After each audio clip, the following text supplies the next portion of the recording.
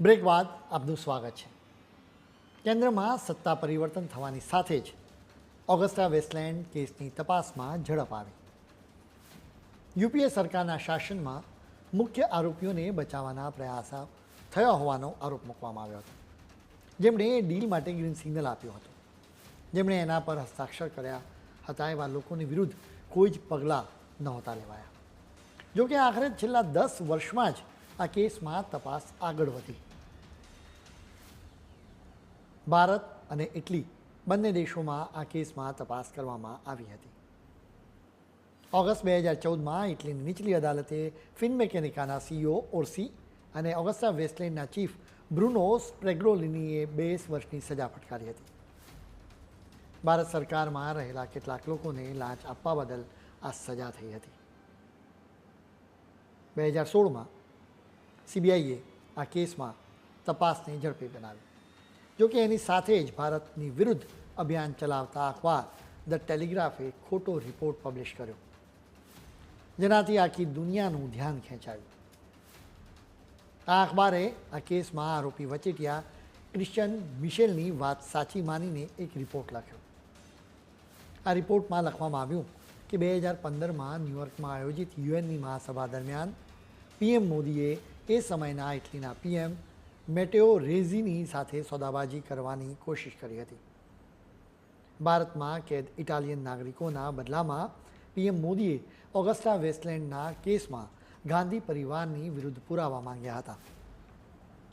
ભારતના વિદેશ મંત્રાલયે આ આરોપને બકવાસ ગણાવ્યો હતો. 2016માં જ સીબીઆઈએ આ કેસમાં ચાર્જશીટ રજૂ કરી હતી. આ ચાર્જશીટમાં ચોંકાવનારો આરોપ મૂકવામાં આવ્યો. 2010ની ઓગસ્ટા વેસ્ટલેન્ડની ડીલ થઈ હોત તો ભારતની તિજોરીને લગભગ 2666 કરોડ રૂપિયાનું નુકસાન થયું હોત.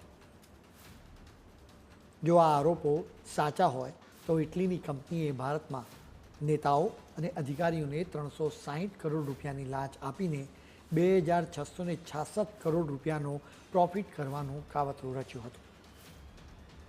સીબીઆઈની સાથે ભારતમાં આ ઈડીએ પણ આ કેસમાં તપાસ કરી હતી. ઈડીએ એની ચાર્જશીટમાં આરોપ મૂક્યો હતો કે વચેટિયા ક્રિશ્ચિયન મિશેલની આ ડીલથી 225 કરોડ રૂપિયા મળ્યા હતા. ઈડીએ એપ્રિલ 2019માં એની ચાર્જશીટમાં ધડાકો કર્યો હતો. આ ચાર્જશીટમાં સોનિયા ગાંધીના ખાસ વિશ્વાસુ અહેમદ પટેલનું નામ લેવાયું હતું. યુપીએ સરકારે આ કેસમાં તપાસ કરી રહેલી ઇટલીની એજન્સીઓને મહત્ત્વના પુરાવા જ ન આપ્યા, જેના કારણે ઇટલીમાં તપાસ ખોરવાઈ ગઈ હતી. 2014 પછી ત્યાં પણ તપાસ ઝડપી થઈ. ઇટલીની મિલાન કોર્ટે ઓર્સીને 4.5 વર્ષ, જ્યારે સ્પ્રેગ્લોનીને 4 વર્ષની સજા ફટકારી હતી. ભારતમાં ડિસેમ્બર 2016માં આ કેસમાં મોટી એક્શન લેવામાં આવી હતી. એરફોર્સના ભૂતપૂર્વ વડા એસપી ત્યાગી અને તેમના પરિવારજન સંજીવ ત્યાગીની સીબીઆઈએ ધરપકડ કરી. ત્યાગીએ હેલિકોપ્ટરના ઉત્પાદન માટેની તમામ શરતો ઇટાલિયન કંપનીની તરફેણમાં રહે એવી કોશિશ કરી હતી. 2018માં ભારતને મોટી સફળતા મળી હતી. વચેટિયા ક્રિશ્ચિયન મિશેલને દુબઈથી પકડી લેવાયો. તેની સાથે તેનો પાર્ટનર રાજીવ સક્સેના પણ પકડાયો. ભારતમાં યુપીએ સરકારના નેતાઓને લાંચ આપવા માટે રાજીવની કંપનીઓનો જ ઉપયોગ કરાયો હોવાનો આરોપ મુકાયો છે. મિશેલે સોનિયા ગાંધીનું નામ લીધું હોવાનો બીજેપી સરકારે દાવો કર્યો હતો. આ મામલે બીજેપીના નેતા રવિશંકર પ્રસાદે શું કહ્યું એ તમે સાંભળો. आज मिशेल ने पूरे ऑगस्टा वेस्टलैंड में श्रीमती सोनिया गांधी का नाम लिया है. इन्वेस्टिगेटिंग अथॉरिटी के सामने, कोर्ट के सामने बात आई है, वकील को चिट पर लिख के दिया है. तो ये बहुत ही गंभीर मामले हैं. संकेत में राहुल गांधी का भी नाम लिया गया है. तो मैं अपेक्षा करूंगा कांग्रेस पार्टी जो बार बार हम पर आरोप लगाती है, आज राजदार सच्चाई खोल रहा है और ये देश के सामने आना चाहिए. રવિશંકરે પહેલાંની કોંગ્રેસ સરકાર પર આકરા પ્રહારો કર્યા હતા. યુપીએ સરકારે ઓગસ્ટા વેસ્ટલેન્ડ કેસની સંબંધિત તમામ ફાઇલ્સને છુપાવી દીધી કે નષ્ટ કરી હોવાનો આરોપ છે.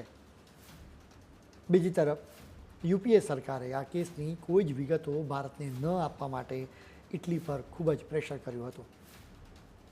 પીએમ મોદીની સરકાર અત્યાર સુધી આ કેસમાં આરોપીઓના પૂરેપૂરા સ્ટેટમેન્ટ્સ, અપીલ્સનું પૂરેપૂરું લખાણ, કોર્ટનું ફાઇનલ જજમેન્ટ ઇટલી પાસેથી માંગતી હતી. એક વખત આ તમામ વિગતો જાહેર થઈ જાય તો રાજકીય ભૂકંપ નક્કી જ છે. બીજેપીના નેતાઓના નિવેદનો પરથી રાજકીય ભૂકંપની તૈયારીઓનો ખ્યાલ આવે છે. અમે ફરી પાછા પીએમ મોદીની ઇટલીની મુલાકાતની વાત કરીશું. આ મુલાકાતથી કોંગ્રેસમાં ખળભળાટ મચી ગયો હોવાની ચર્ચા છે. દિલગીરી ગલીઓમાં થતી ચર્ચાને સાચી માનીએ તો જણાય કે કોંગ્રેસ અત્યારે ડરી ગઈ છે. ઓગસ્ટા વેસ્ટલેન્ડ હેલિકોપ્ટરના કૌભાંડની ફાઇલ પૂરેપૂરી ખુલી જશે તો એની પાંખ કપાઈ શકે છે. બીજેપીના આઈટી સેલના ચીફ અમિત માલવીયાએ એક ટ્વીટ કરીને એનો અંદાજ આપી દીધો. તેમણે આ ટ્વીટમાં લખ્યું હતું કે નરેન્દ્ર મોદી પીએમ બન્યા અને પહેલાં જ ભારતના સૌથી મોટા ડિફેન્સ કૌભાંડના હાડપિંજરોનો ઇટલીને દફનાવવામાં આવ્યા હતા. હવે પીએમ મોદીની ત્રીજી મુદતમાં આ હાડપિંજરો જીવતા થશે, જેની શરૂઆત ઇટલીની મુલાકાતથી થઈ ગઈ છે. એવી પણ ખૂબ ચર્ચા થઈ રહી છે કે પીએમ મોદીની ઇટલીની વિઝિટ દરમિયાન જ ઇટલીએ ઓગસ્ટા વેસ્ટલેન્ડ કેસમાં કોર્ટના સમગ્ર ચુકાદાની નકલ ભારતને આપી છે. આ ચુકાદો 225 પાનાનો છે. એ સિવાય પણ આ કેસને સંબંધિત ડોક્યુમેન્ટ્સ ભારતને સોંપવામાં આવ્યા છે. એટલે જ આ કેસમાં હવે ફૂલ સ્પીડમાં એક્શન લેવાઈ શકે છે. આખરે ભારતને પુરાવા મળી ગયા હોવાની ચર્ચા છે. જો આ વાત સાચી હોય તો નજીકના જ સમયમાં સોનિયા ગાંધી, મનમોહનસિંહ અને બીજા કેટલાક નેતાઓની વિરુદ્ધ પગલાં લેવાઈ શકે છે. ડિફેન્સ ડીલમાં કટકી ખાવામાં આવી હોવાના આરોપો સાચા હોય તો આવા લોકોની વિરુદ્ધ આકરા પગલાં લેવાય એ જ દેશના હિતમાં છે. હવે અમે તમને ગાંધી નહેરુ પરિવારના સભ્યો પર મૂકવામાં આવેલા ગંભીર આરોપો વિશે પણ વિગતવાર વાત કરીશું. પરંતુ અત્યારે સમય છે વધુ એક બ્રેકનો.